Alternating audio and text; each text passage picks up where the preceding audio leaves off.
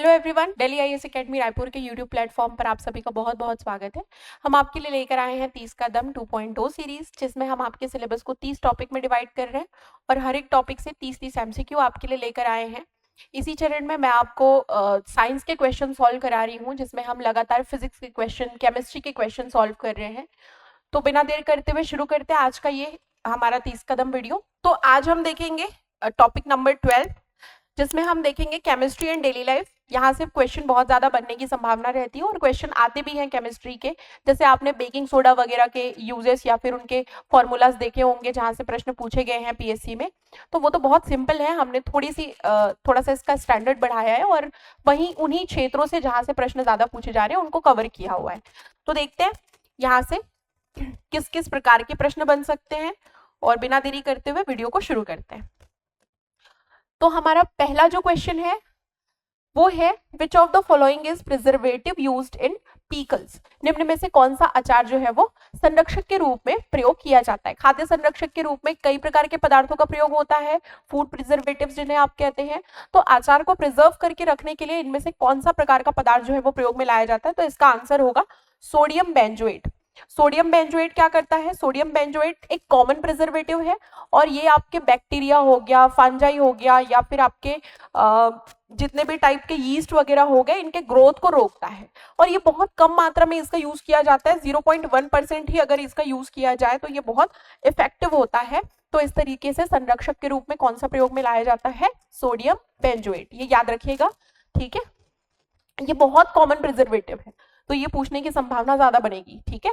Sodium benzoate जो है वो प्रयोग में लाया जाता है, ठीक है। चलिए आगे बढ़ते हैं अगले प्रश्न की ओर। अगला हमारा सवाल है which chemical is commonly used in bleaching powder. Bleaching powder में इनमें से कौन सा पदार्थ रासायनिक रूप से प्रयोग में लाया जाता है। तो इसका आंसर होगा Ca, फिर ब्रैकेट में है आपका OCl ट्वाइस।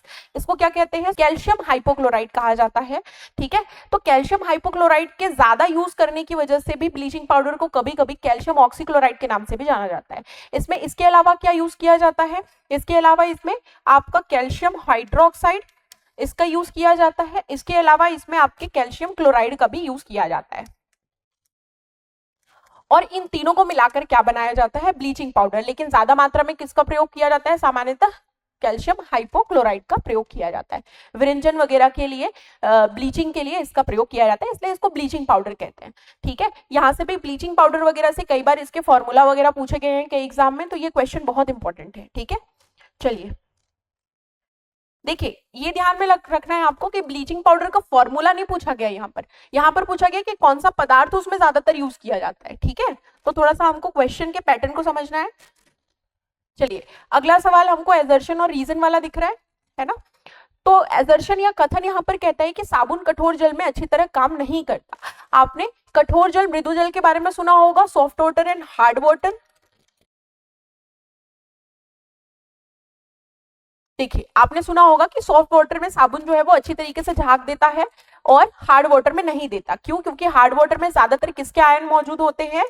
कैल्शियम और मैग्नीशियम के आयन्स इसमें ज्यादातर मौजूद होते हैं और इनके मौजूद होने के कारण ये वाटर क्या कहलाता है? हार्ड वाटर कहलाता है। तो हार्ड वाटर में जैसे ही साबुन मिलता है, साबुन और हार्ड वाटर के कैल्शियम और मैग्नीशियम आयन आपस में मिलकर क्या बना लेते हैं? स्कम बना लेते हैं।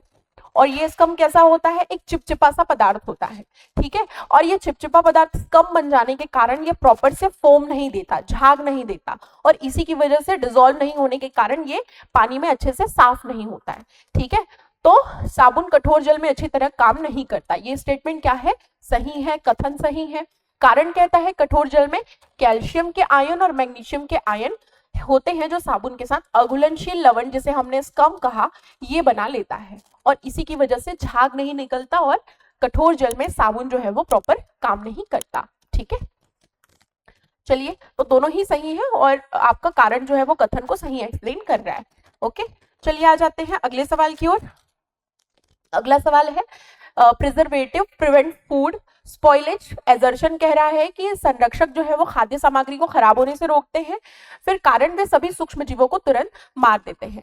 देखिए बाजार में अनेक प्रकार के प्रिजर्वेटिव आपके जो फूड होते हैं जिन्हें लॉन्ग टाइम, जिसकी शेल्फ लाइफ आपको बढ़ानी होती है, जिनको लंबे समय तक पैक करके रखना होता है, इनके लिए अनेक प्रकार के प्रिजर्वेटिव का प्रयोग किया जाता है। जैसे अभी हमने देखा सोडियम बेंजोएट, इसके अलावा नाइट्राइट और सल्फाइड वगैरह का भी क्या किया जाता है, प्रयोग में लाया जाता है प्रिजर्वेटिव के रूप में। तो ये क्या करते हैं, खाद्य सामग्री को खराब होने से बचाते हैं, ये तो बिल्कुल सही है, इसलिए इनको प्रिजर्वेटिव भी कहा जा रहा है।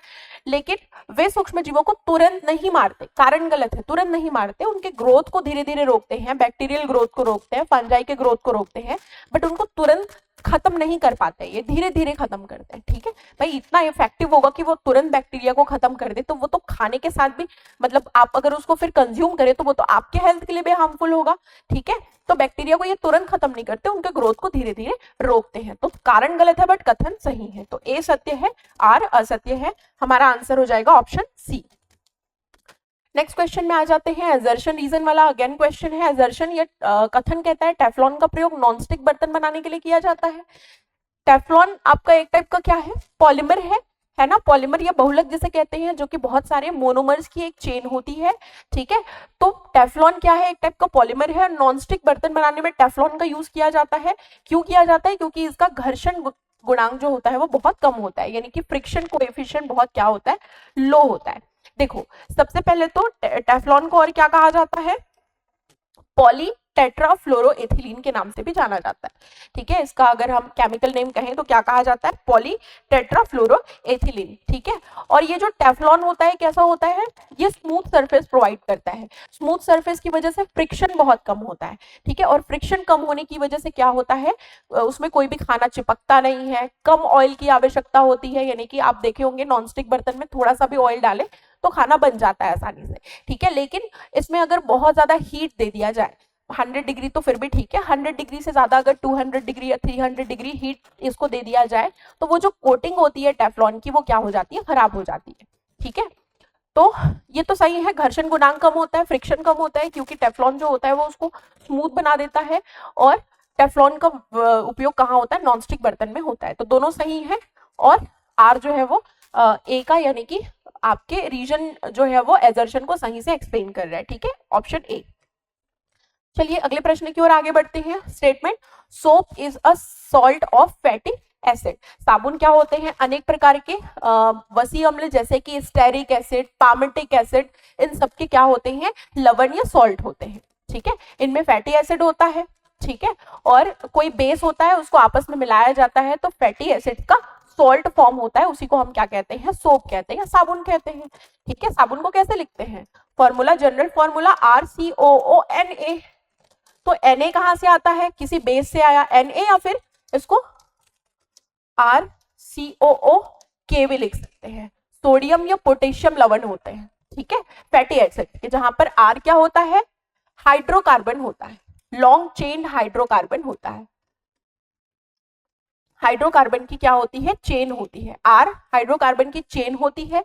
ठीक है, फैटी एसिड वाले ग्रुप से आता है ये R, और आपका COO Na आता है किसी बेस से, और वो आपस में मिलकर क्या बनाते हैं, लवण बनाते हैं, सॉल्ट बनाते हैं। तो ये क्या है, वसी अम्ल का एक लवण है, बिल्कुल सही है। साबुन गंदगी के चारों ओर मिशेल बनाकर सफाई करते हैं, आपने इस टाइप की स्ट्रक्चर देखी होगी, ऐसे चक्र वाली स्ट्रक्चर, है ना। तो इसमें क्या होता है, गंदगी और मैल को ये बीच में फंसा लेते हैं, पोलर और नॉन पोलर साइड्स होते हैं। ठीक है, हाइड्रोफिलिक और हाइड्रोफोबिक वाला साइड, हाइड्रोफिलिक यानी कि जो जल से प्यार करता है, हाइड्रोफोबिक जो जल को नफरत करता है, बोल सकते हैं। तो जो जल को प्यार करता है वो जल में घुलेगा, जो जल को नफरत करता है वो ग्रीस या तेल में घुलेगा। और गंदगी क्या होती है, मेनली ग्रीस या तेल के रूप में होती है।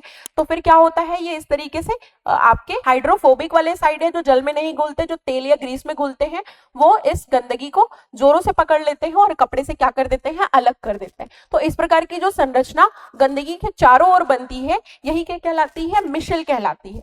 ठीक है, तो बिल्कुल सही है, चारों ओर गंदगी के चारों ओर मिशेल बना लेते हैं। फिर साबुन कठोर जल में अच्छी तरह काम करता है, नहीं करता, अभी अभी हमने देखा कि कठोर जल में क्या होता है, कैल्शियम के आयंस होते हैं ज्यादा और मैग्नीशियम के आयंस होते हैं, और इसी की वजह से साबुन में ये कम बना लेते हैं, जिसकी वजह से साबुन जो है वो कठोर जल में अच्छी तरह काम नहीं करता। तो तीसरा गलत है, लेकिन पहला और दूसरा हमारा सही है। तो क्या आ जाएगा answer, statement, sorry, option A. ठीक है, चलिए आ जाते हैं अगले प्रश्न की ओर। Statements are correct. कौन से स्टेटमेंट करेक्ट है? पहला है डिटर्जेंट कठोर जल में काम करते हैं, ठीक है ना। सोप जो है वो कठोर जल के कैल्शियम और मैग्नीशियम आयन के साथ मिलकर स्कम बना लेते हैं, जिसकी वजह से झाग नहीं निकलता, और झाग नहीं निकलता तो सफाई नहीं होगी। होता है ना कई जगह, अलग अलग जगह आप देखेंगे मम्मियां जो होती है वो दूसरे गांव में जाती है तो कहती है यहाँ का पानी अच्छा नहीं है, यहाँ के पानी में कपड़े में झाग नहीं बन रहा है। क्यों नहीं बन रहा है? क्योंकि वहां के पानी में कैल्शियम और मैग्नीशियम के आयन बहुत ज्यादा है, इसीलिए वो कैसा पानी है? कठोर जल या हार्ड वाटर है। और वहां पर काम आता है डिटर्जेंट। सोप काम नहीं कर पाता तो डिटर्जेंट काम आता है। डिटर्जेंट क्या करता है? कम नहीं बनाता, कम स्कम बनाता है जो चिपचिपा पदार्थ होता है वो, और ये ज्यादा झाग देता है। ज्यादा झाग देता है तो प्रॉपर गंदगी जो है वो कपड़े से अलग हो जाती है, जल में धुलकर साफ हो जाती है। तो ये कठोर जल में काम करता है, बिल्कुल सही। डिटर्जेंट क्या बायोडिग्रेडेबल होता है? नहीं। डिटर्जेंट जो होता है इसमें कई प्रकार के, जैसे आपके हाइड्रोकार्बन होते हैं, बेंजीन वगैरह इसमें होता है, इसके अलावा ये आपके सल्फोनेट्स होते हैं। तो ये सब ऐसे पदार्थ होते हैं जो कि आसानी से डिकम्पोज नहीं होते। फैटी एसिड्स होते हैं कि आसानी से डिकम्पोज नहीं होते। जो आपके माइक्रो ऑर्गेनिजम्स होते हैं जो एंजाइम की सहायता से क्या करते हैं? डिकम्पोज करते, अपघटन करते हैं इन पदार्थों का, कचरे वगैरह का। तो सामान्य एंजाइम की सहायता से डिटर्जेंट में पाए जाने वाले जो केमिकल आपके होते हैं वो क्या नहीं होते? डिकम्पोज नहीं होते, अपघटित नहीं होते। इसीलिए हम इसको क्या कहेंगे? बायोडिग्रेडेबल नहीं कहेंगे, ठीक है। बायोडिग्रेडेबल पदार्थ क्या होते हैं? जो कि माइक्रो ऑर्गेनिजम्स के द्वारा डिकम्पोज हो जाते हैं। जो सूक्ष्म जीव होते हैं वो उनको क्या करते हैं? खाते हैं। बैक्टीरिया हो गया, फंजाई हो गया, ये सब उनको खाते हैं, और खाकर माइक्रो ऑर्गेनिज्म क्या करते हैं? उनको धीरे धीरे अपघटित करते हैं। तो ऐसे पदार्थ जो माइक्रो ऑर्गेनिज्म द्वारा अपघटित हो जाते हैं बायोडिग्रेडेबल होते हैं, और जो अपघटित नहीं होते नॉन बायोडिग्रेडेबल होते हैं। तो ये क्या होते हैं? नॉन बायोडिग्रेडेबल होते हैं। तो ये गलत है। तीसरा स्टेटमेंट कहता है डिटर्जेंट मृदु जल में झाग नहीं बनाते। क्या ये सही है? ये कठोर जल में झाग बनाते हैं तो मृदु जल में तो बनाएंगे ही बनाएंगे, तो ये गलत है ना। मृदु जल में ये झाग बनाते हैं। तो दोनों ही स्टेटमेंट गलत है। हमारा आंसर हो जाएगा ऑप्शन नंबर ए, केवल एक। ओके, चलिए आते हैं अगले प्रश्न की ओर। अगला प्रश्न अगेन बहुत सारे स्टेटमेंट दिए हुए और पूछा जा रहा है इनमें से सही कौन सा है। तो पहला स्टेटमेंट कहता है मीथेन गैस मेथिनोजेंस द्वारा उत्पन्न होती है। मेथिनोजेंस आपका क्या होता है? एक टाइप का बैक्टीरिया है, ठीक है। जैसे कि मेथिनोजेंस जो होता है एक टाइप के बैक्टीरिया होते हैं, ये मोनेरा किंगडम के अंतर्गत आते हैं, है ना। अलग अलग जितने भी प्रकार के जीव होते हैं उनको अलग अलग किंगडम्स में डिवाइड किया जाता है, और उसी एक किंगडम में आता है मोनेरा किंगडम। मोनेरा किंगडम में आता है आपका आर्की बैक्टीरिया और यू बैक्टीरिया, एक टाइप के बैक्टीरिया होते हैं, और उनमें आता है मेथिनोजिन, एक टाइप का बैक्टीरिया। ये जो मेथिनोजेंस होते हैं यही क्या करते हैं? जैसे जो आपके गोबर वगैरह हो गए, गाय के गोबर, भैंस के गोबर, उनको क्या किया जाता था पुराने टाइम पे? जो घर होते थे उनके बाड़ी होते थे पीछे, वहां पर बड़ी बड़ी टंकियां बनाई जाती थी गहरी जमीन के नीचे, और वहां पर जो भी अपशिष्ट पदार्थ है गाय भैंसों के उनको डाल दिया जाता था। घर के जो बायोडिग्रेडेबल वाले कचरे होते थे उनको भी डाल दिया जाता था। धीरे धीरे वो डिकम्पोज होते थे। तो जो आपके उसमें जीव पैदा हो रहे, बैक्टीरिया पैदा होते थे, वो कौन से बैक्टीरिया थे? मेथिनोजेंस बैक्टीरिया थे। और यही मेथिनोजेंस बैक्टीरिया जब डाइजेशन करते हैं तो कौन सी गैस निकालते हैं? मीथेन गैस निकालते हैं, ठीक है। तो मेथिनोजेंस भी मीथेन गैस निकालती है। इसीलिए आपने ये सुना होगा कि जुगाली करने वाले जो पशु होते हैं जैसे कि गाय, भैंस, उनके रूमेन में क्या पाया जाता है? मेथिनोजेंस पाया जाता है। तो जब वो घास वगैरह खाते हैं तो उसके डाइजेशन से ये मेथिनोजेंस क्या करते हैं? मीथेन गैस निकालते हैं। इसीलिए जब वो लोग बर्फ करते हैं, डकार वगैरह लेते हैं, तो कौन सी गैस निकलती है? मीथेन गैस निकलती है ना, ठीक है। तो मीथेन गैस मेथिनोजेंस द्वारा उत्पन्न होते हैं। इतनी इंफॉर्मेशन सही है। मेथिनोजेंस ऑक्सीकरण से समृद्ध वातावरण में रहते हैं? नहीं, ऑक्सीजन के समृद्ध वातावरण में नहीं रहते हैं। ये अनाक्सी श्वसन करते हैं, ठीक है। आपने देखा होगा ना, जमीन के नीचे उनको दबाते हैं और बिल्कुल ढक देते हैं जहां पर ऑक्सीजन की कमी होती है। तो ऑक्सीजन की कमी वाले स्थान में ये रहते हैं, समृद्ध वाले स्थान में नहीं रहते, ठीक है। तो दूसरा स्टेटमेंट गलत है। तीसरा स्टेटमेंट कहता है मेथिनोजेंस आर्की बैक्टीरिया है। तो मैंने आपको बताया मोनेरा की दो कैटेगरी होती है, एक आर्की बैक्टीरिया होती है और एक होता है यू बैक्टीरिया। ये दो कैटेगरी होती है। तो मेथिनोजेंस आर्की बैक्टीरिया के अंतर्गत आता है, ठीक है। थोड़ा सा डीप पूछा गया यहाँ पर, कभी कभी ऐसे सवाल भी पूछने की संभावना, तो हमने हर प्रकार के प्रश्न आपसे पूछे, ठीक है, यहाँ पर प्रैक्टिस की है। तो मेथिनोजेंस आर्की बैक्टीरिया तीसरा सही है, 1 और 3 सही है, लेकिन दूसरा स्टेटमेंट गलत है। ये ऑक्सीजन समृद्ध नहीं, ऑक्सीजन की कमी वाले वातावरण में रहते हैं। चलिए आ जाते हैं अगले प्रश्न की ओर। अगला प्रश्न है अगेन कथन वाला प्रश्न है, यहाँ पर कह रहा है कि कृत्रिम मिठास जैसे एस्पार्टम कैलोरी मुक्त होते हैं। ठीक है, एस्पार्टम एक टाइप का क्या होता है,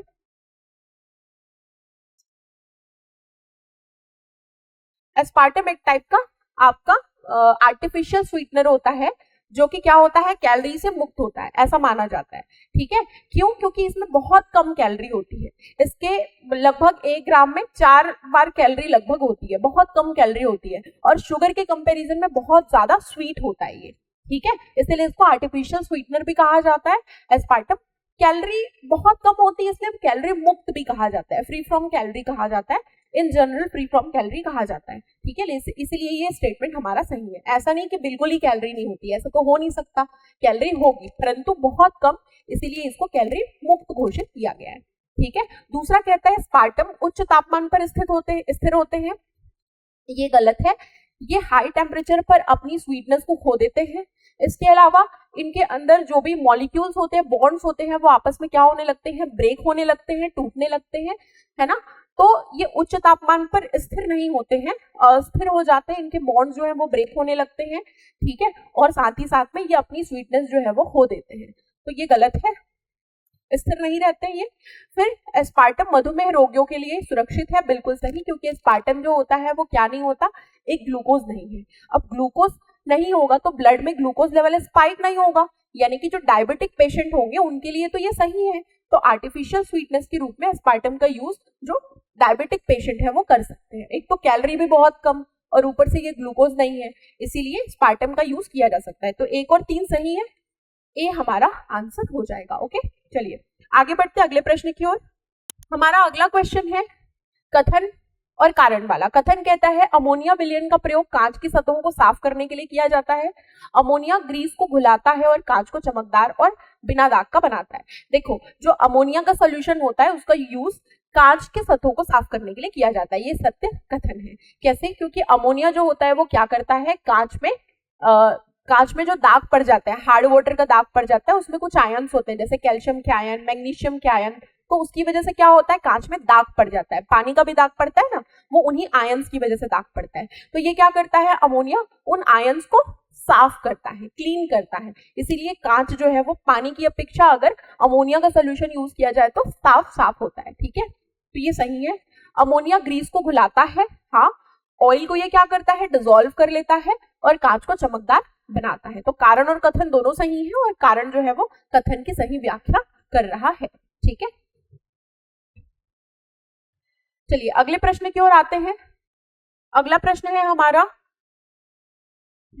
aluminium foil is use to wrap food. ठीक है, खाने को पैकिंग करने के लिए एल्यूमिनियम फॉइल का यूज करते हैं ना, आजकल बहुत ज्यादा प्रचलन में है। रोटी वोटी पैक कर दी एल्यूमिनियम फॉइल से, एल्यूमिनियम की झिल्लियां आती हैं जिनमें गरम गरम खाने वगैरह डाले जाते हैं, पैकेजिंग की जाती है, तो ये तो सही है। फिर दूसरा कारण ये कहता है क्यों यूज किए जाते हैं, क्योंकि एल्यूमिनियम पन्नी ऑक्सीजन को अपने अंदर से गुजरने देता है। ये गलत है, ये ऑक्सीजन को अपने अंदर से अगर गुजरने दे देगा तो ऑक्सीजन के प्रेजेंस में ऑक्सीडेशन होगा फूड का, और बैक्टीरिया वगैरह क्या होंगे, ज्यादा ग्रो होंगे, है ना। तो ऐसा नहीं है, ये आपके फूड को क्या करता है, लंबे समय तक सुरक्षित रखता है, क्योंकि ये ऑक्सीजन और मॉइस्चर को पास नहीं होने देता अपने अंदर से। तो ऑक्सीजन और मॉइस्चर पास नहीं होंगे तो फूड जो है वो क्या रहेगा, आपका सेफ रहेगा, है ना, खराब नहीं होगा लंबे समय तक। तो ये गलत स्टेटमेंट है, ऑक्सीजन को अपने अंदर से नहीं गुजरने देता है ये। ठीक है, तो हमारा आंसर क्या हो जाएगा, कथन सही है, कारण गलत है। ए सत्य है लेकिन आर असत्य है। ठीक है, ऑप्शन सी। चलिए आते हैं अगले प्रश्न की ओर। Sodium bicarbonate can be use to preserve pickles. Sodium bicarbonate का प्रयोग अचार को संरक्षित करने के लिए किया जाता है। सोडियम बाइकार्बोनेट अपनी क्षारीय प्रकृति के कारण सूक्ष्म जीवों की वृद्धि को रोकता है। देखिए, ये तो सही है कि सोडियम बाइकार्बोनेट क्या होता है। सोडियम बाइकार्बोनेट को कैसे लिखते हैं, NaHCO3। देखो, एग्जाम में कई बार पूछा गया है, पीएससी के ही एग्जाम में डायरेक्ट पूछा गया है कि सोडियम बाइकार्बोनेट का फॉर्मूला क्या होता है। ठीक है, तो सोडियम बाइकार्बोनेट का, और कई बार तो सोडियम कार्बोनेट भी पूछा गया है। तो सोडियम कार्बोनेट का क्या होता है, Na2CO3, ये रट लेना है दिमाग में, और NaHCO3 सोडियम बाइकार्बोनेट का। H फॉर हाउसवाइफ ऐसे याद रखना, और हाउसवाइफ बाइकार्बोनेट इस तरीके से। ठीक है, या फिर हाउस में कौन आता है, बाई, और इस तरीके से बाइकार्बोनेट। ठीक है, ऑफेंड नहीं होना है, ये बस याद करने का एक तरीका है। ठीक है, तो ये सोडियम बाइकार्बोनेट है, ये आपके सोडियम कार्बोनेट है ना। तो सोडियम बाइकार्बोनेट कैसा होता है, बेस है, ये एक टाइप का क्षार है ना, एंटासिड के रूप में भी इसका यूज किया जाता है। तो ये अपनी क्षारीय प्रकृति के कारण सूक्ष्म जीवों की वृद्धि को रोकता तो है, बैक्टीरियल ग्रोथ वगैरह को ये रोकता तो है, लेकिन अचार में ये प्रिजर्वेटिव के रूप में यूज नहीं किया जाता। प्रिजर्वेटिव के रूप में यूज क्या किए जाते हैं, सोडियम बेंजोएट हमने देखा था, लेकिन सोडियम बाइकार्बोनेट का यूज प्रिजर्वेटिव के रूप में नहीं किया जाता। हो सकता है इसके टेक्सचर को या इसके टेस्ट को इनहेंस करने के लिए टेस्ट इनहेंसर या टेक्सचर इनहेंसर के रूप में आप इसका यूज कर सकते हैं, बट प्रिजर्वेटिव के रूप में ये यूज नहीं होता। क्यों, क्योंकि ये इतना इफेक्टिव नहीं होता। थोड़े बहुत बैक्टीरियल ग्रोथ को रोक लेता है अपनी क्षारीय प्रकृति के कारण, लेकिन लंबे समय तक अगर अचार को प्रिजर्व करके रखना है तो सोडियम बाइकार्बोनेट काफी नहीं है, क्योंकि ये इतना इफेक्टिव नहीं होता, इफेक्टिवली वर्क नहीं करता बैक्टीरियल ग्रोथ को रोकने के लिए। ठीक है, तो इसलिए अचार के प्रिजर्वेटिव में सोडियम बेंजोएट ना कि सोडियम बाइकार्बोनेट। कथन गलत है, कारण सही है। तो क्या आ जाएगा, ए असत्य है लेकिन आर सत्य है, ऑप्शन नंबर डी। आगे बढ़ते हैं अगले प्रश्न की ओर। अगला प्रश्न आपको मैच करना है। एक साइड पे आपको कॉलम ए है, कॉलम बी है, यहाँ पर बोला जा रहा है जो रसायन है और उनके काम है उसको आपको क्या करना है, मैच करना है। तो पहला आपका दिया हुआ है सोडियम बाइकार्बोनेट। सोडियम बाइकार्बोनेट क्या है, अभी मैंने बोला था एक टाइप का बेस है, और एसिड जब रिफ्लक्स होता है पेट के अंदर तो सोडा पीने जाते हैं। सोडियम बाइकार्बोनेट आप ले रहे हैं सोडा, तो क्या है, सोडा जो है वो क्या करता है, अम्लता को कम करता है, न्यूट्रलाइज करता है। ठीक है, तो एंटासिड के रूप में काम करता है एसिडिटी के लिए सोडियम बाइकार्बोनेट। दो आ जाएगा। अब एक का दो किस में है, एक ही में है, बी में, तो यही इसका आंसर होगा। फिर भी मिला लेते हैं, समझ लेते हैं। सोडियम नाइट्राइट का यूज कहाँ किया जाता है, सोडियम नाइट्राइट का यूज जो है ये मीट को प्रिजर्व करने के लिए, जो प्रोसेस्ड मीट होते हैं जैसे कि हैम हो गया, बेकन हो गया, इन सबको क्या करने के लिए, प्रिजर्व करके रखने के लिए किया जाता है। ज्यादातर जो आपके वेस्टर्न कंट्रीज है वहां पर इसका यूज किया जाता है।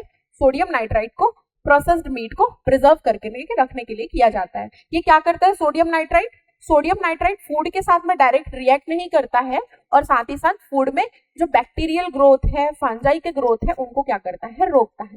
ठीक है, ताकि फूड आपका खराब ना हो, लंबे समय तक उसकी शेल्फ लाइफ को बढ़ाता है। ठीक है, तो 3 का क्या आ जाएगा, बी का आ जाएगा 3। सी का क्या आ जाएगा, 1 सोडियम बेंजोएट। अभी हमने देखा था सोडियम बेंजोएट क्या करता है, अचार को प्रिजर्वेटिव करके भी रखने के लिए काम आता है, प्रिजर्व करके, और साथ ही कोल्ड ड्रिंक्स को भी प्रिजर्व करके रखने के लिए काम आता है, उनके बैक्टीरियल ग्रोथ वगैरह को रोकता है। ठीक है, फिटकरी जिसे एलम भी कहते हैं, ये क्या करता है, कोएगुलेशन इन वाटर प्यूरिफिकेशन, जल शोधन में जमाव करता है। बिल्कुल सही, जल में क्या होते हैं, कुछ प्रकार के आपके सस्पेंडेड मटेरियल जिन्हें आप बोल सकते हैं, जैसे कि आपके कुछ रेत वगैरह के कण, मिट्टी वगैरह के पार्टिकल्स जो होते हैं, उनको क्या करता है, फिटकरी जब डाल दिया जाता है तो वो नीचे बैठ जाते हैं। ठीक है, तो उनके जमाव के लिए काम में आता है ना। फिटकरी से पानी को शुद्ध भी किया जाता है। पहले के टाइम पे जब आरओ वगैरह की जो फैसिलिटी है वो नहीं होती थी, तो फिटकरी का प्रयोग जो है वो किया जाता था प्यूरिफिकेशन के लिए। ओके, तो डी का 4 आ जाएगा, ऑप्शन नंबर बी इसका सही जवाब होगा। ओके, चलिए आगे बढ़ते हैं अगले प्रश्न की ओर। Question number 14, Bakelite is a polymer used in, Bakelite एक टाइप का पॉलीमर है जिसका प्रयोग किया जाता है। तो इसका आंसर होगा ऑप्शन ए, विद्युत स्विच और हैंडल बनाने में। क्यों, क्योंकि बेकेलाइट क्या करता है, बेकेलाइट एक टाइप के इंसुलेटर की तरह काम करता है। ठीक है, आप सोचिए ना कि डायरेक्ट जो स्विच वगैरह है वो ऐसे खुले हुए हो और आप उनको छुओ तो क्या होगा, आपको शॉक लग जाएगा। तो बटन्स वगैरह है वो किससे बनाए जाते हैं, बेकेलाइट से, क्योंकि वो एक इंसुलेटर होता है। तो डायरेक्ट आपको आपके टच में जो कंडक्टर वायर्स है, कंडक्टिंग वायर्स है, वो आपके टच में नहीं आएंगे। इंसुलेटर आपके टच में आएगा जहां पर कंडक्टिविटी बिल्कुल भी नहीं है, चालकता नहीं है।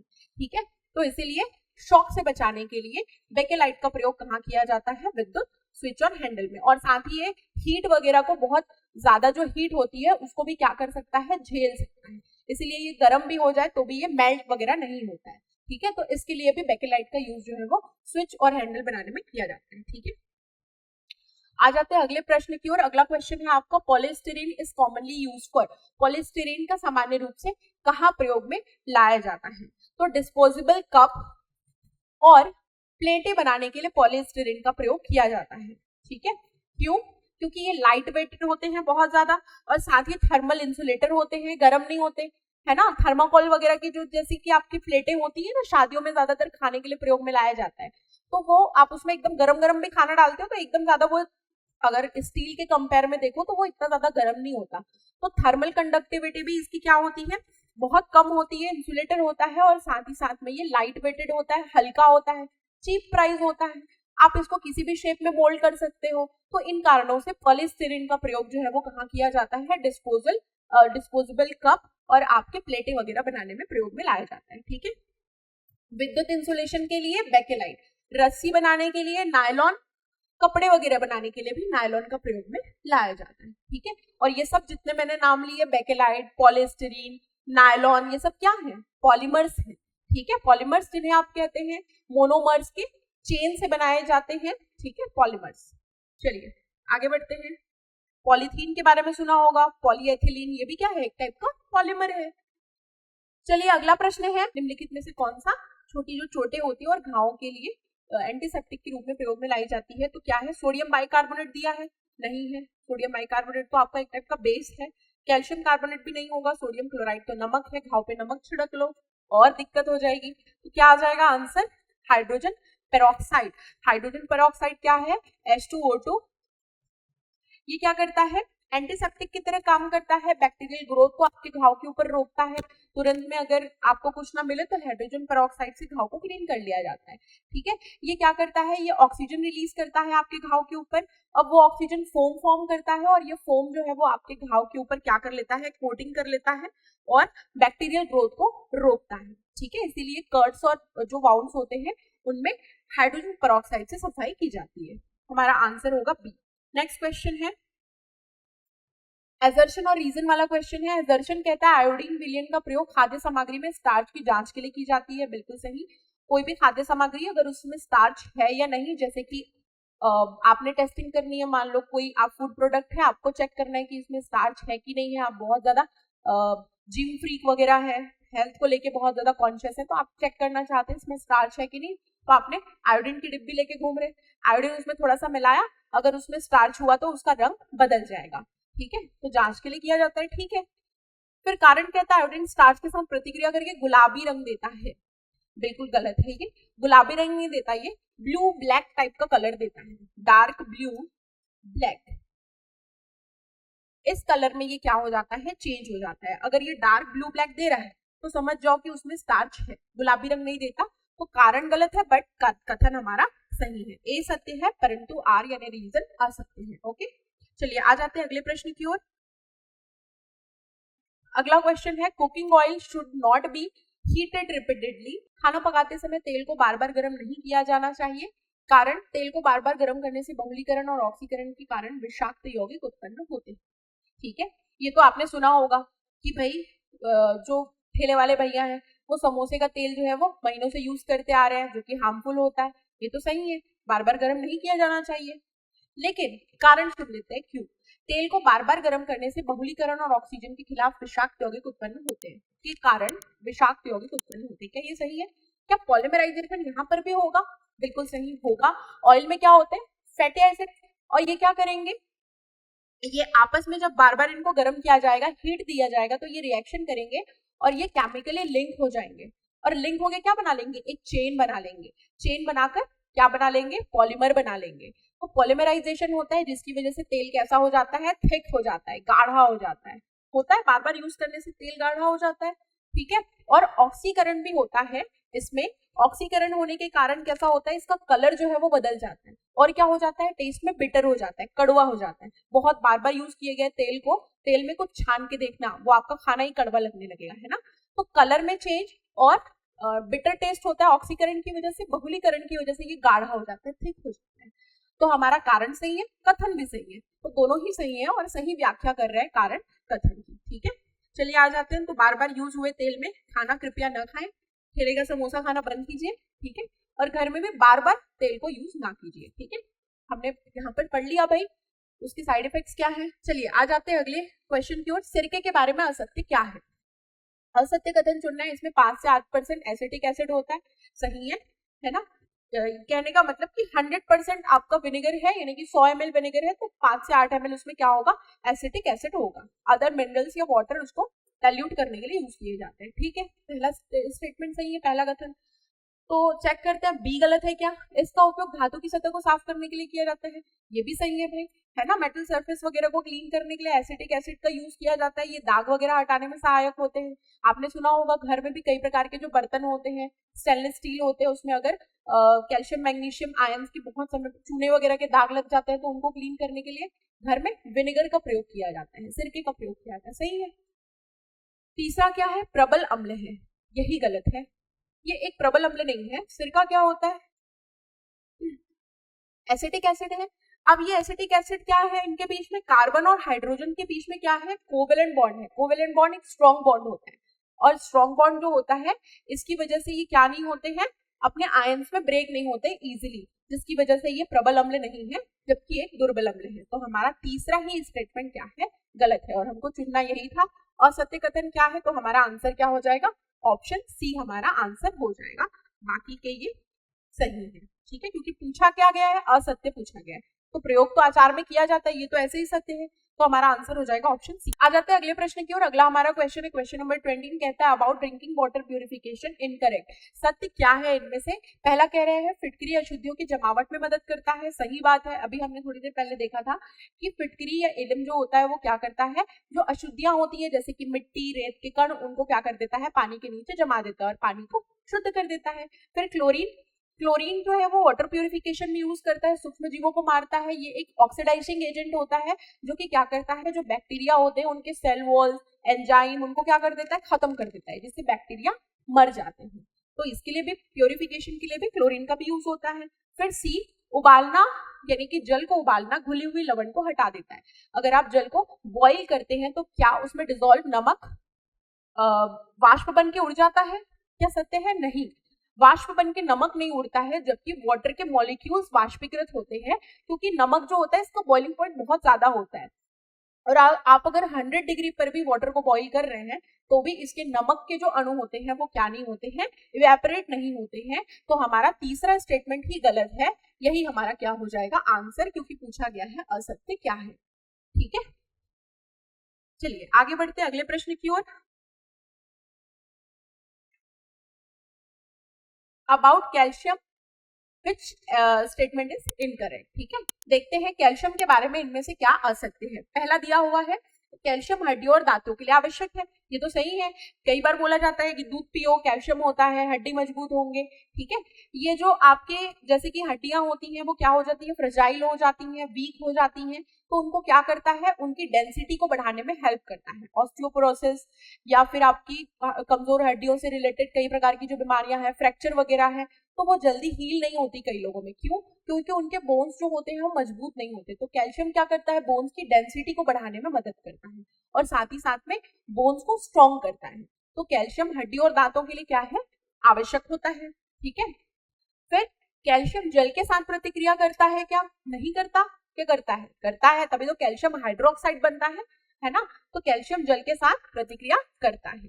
कैल्शियम विद्युत का एक अच्छा सुचालक होता है। अब कैल्शियम एक अधातु है, क्या कैल्शियम एक अधातु है, नहीं, कैल्शियम एक धातु है, ठीक है। तो कैल्शियम एक धातु है, तो हमारा स्टेटमेंट डी ही क्या हो जाएगा, इनकरेक्ट हो जाएगा, जबकि कैल्शियम एक धातु है इसलिए ये विद्युत का सुचालक भी होगा, ठीक है, कंडक्टर होगा। तो हमारा आंसर क्या हो जाएगा, ऑप्शन डी।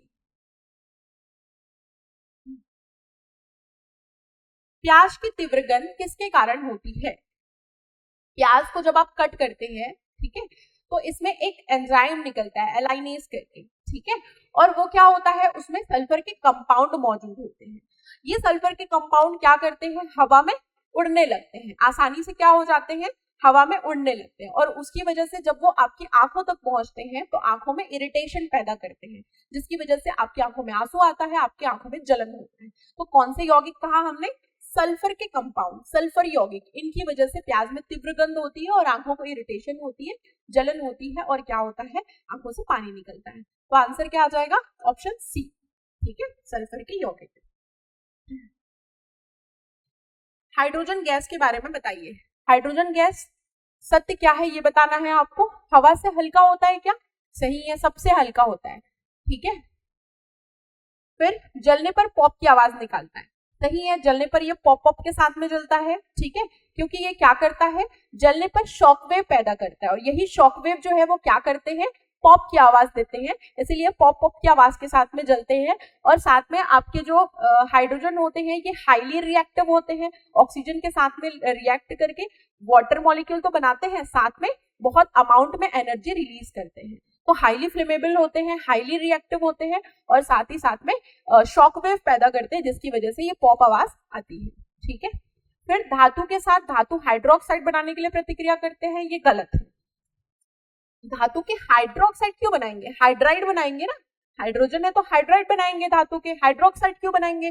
तो यहाँ पर ये आप फंस सकते हैं, यहाँ पर हाइड्रो देख के आप सीधा आंसर सही लगा दोगे। तो तीसरा हमारा गलत है, यहाँ पर 1 और 2 सही है, तो आंसर क्या आ जाएगा, ऑप्शन नंबर सी। धातु के साथ ये हाइड्रोक्साइड नहीं, धातु के हाइड्रोइड बनाते हैं। ठीक है, आते हैं अगले प्रश्न की ओर।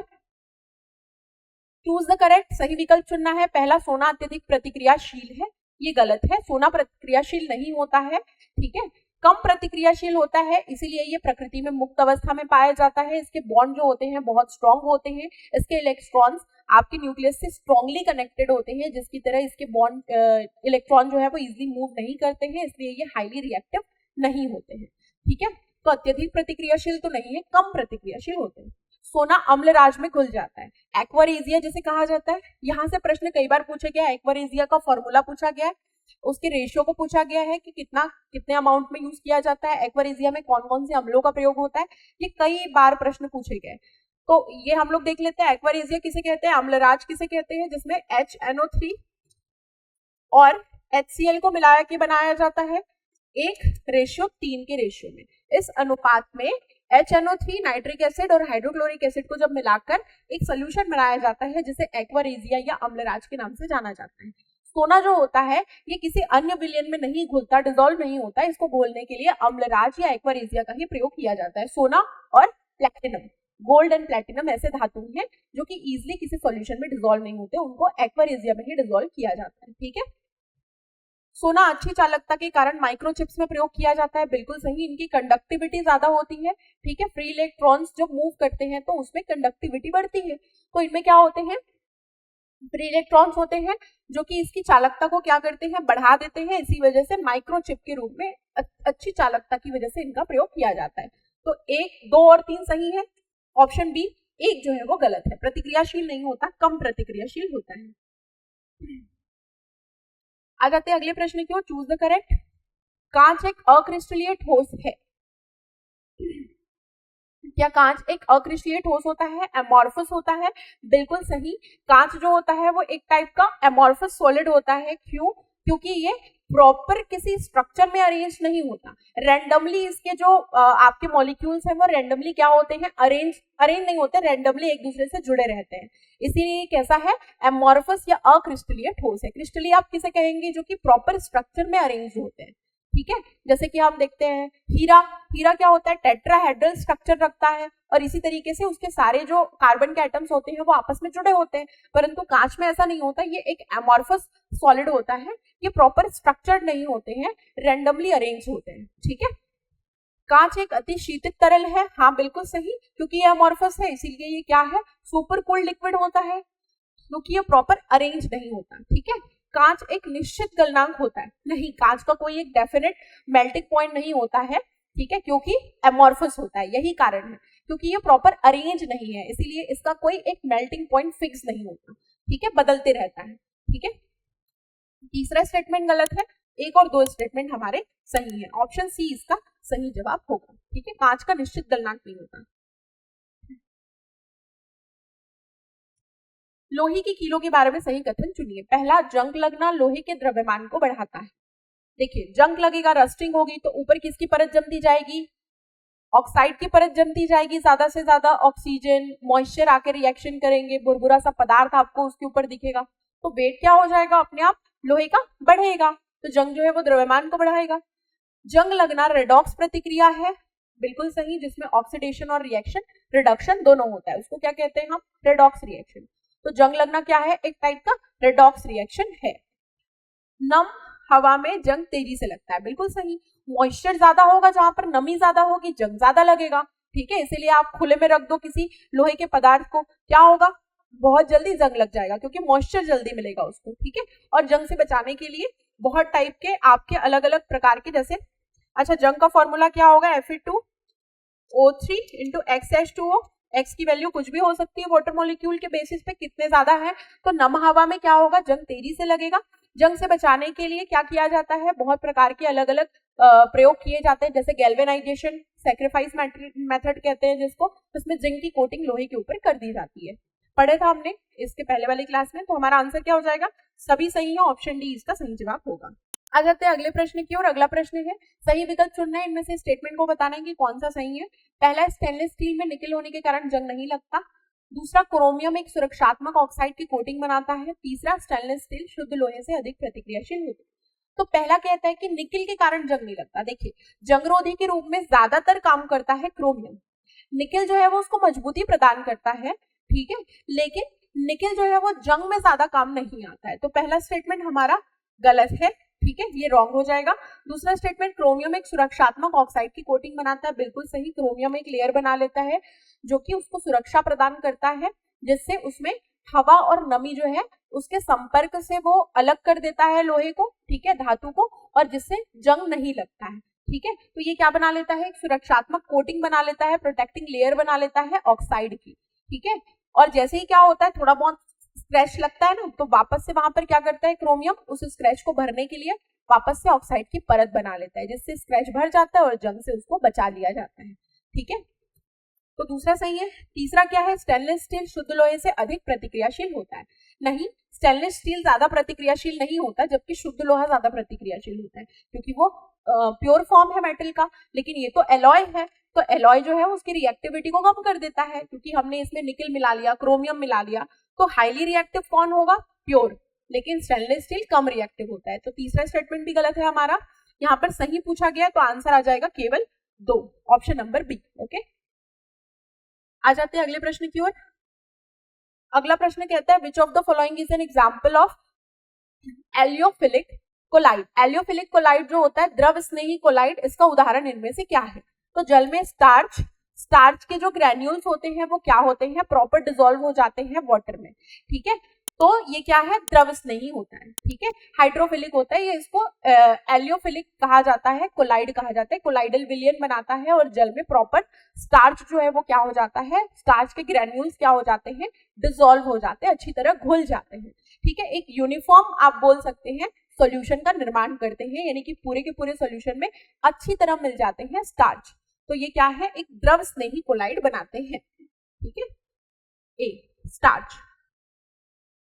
आगे आपका प्रश्न है, नॉनस्टिक बर्तन में सामान्यतः कौन से पॉलीमर का प्रयोग किया जाता है। अभी हमने देखा था नॉनस्टिक बर्तन में किसकी कोटिंग की जाती है, टेफ्लॉन की कोटिंग की जाती है ना।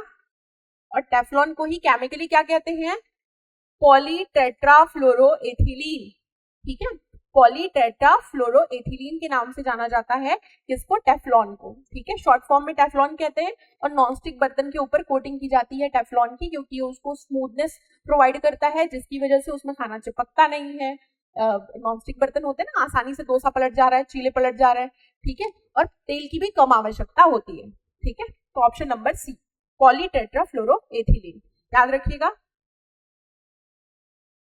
अगला प्रश्न है आपका, which of these is used in photochromic lens. Photochromic lens क्या होते हैं, जो कि जैसे ही धूप में जाओगे तो काले हो जाते हैं, है ना, और जैसे ही आपका डिम लाइट में आओगे, घर के अंदर आओगे तो वापस से ट्रांसपेरेंट हो जाते हैं। वो क्या कहलाते हैं, आपके फोटोक्रोमिक लेंस होते हैं। तो फोटोक्रोमिक लेंस में इनमें से किसका यूज किया जाता है, तो सिल्वर हैलाइड का यूज किया जाता है।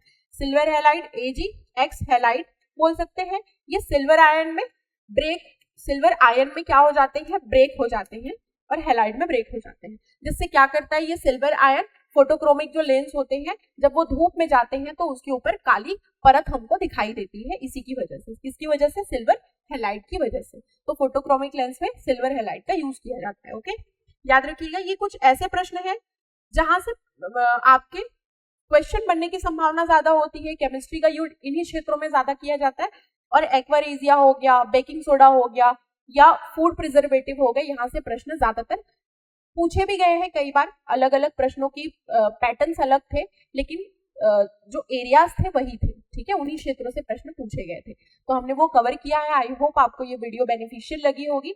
आगे नए टॉपिक के साथ हम फिर से मिलेंगे अगले वीडियो में। तब तक आप पढ़ाई करते रहिए, बहुत अच्छे से तैयारी करते रहिए और वीडियो को बिल्कुल रिवाइज कीजिए एक बार और देख के। वीडियो को आप ज़्यादा स्पीड में भी देख सकते हैं, 1.5x या 2x, आप जो भी करना चाहें, ठीक है, अपनी सहूलियत के हिसाब से। ठीक है, मिलते हैं अगले वीडियो में फिर से। Thank you.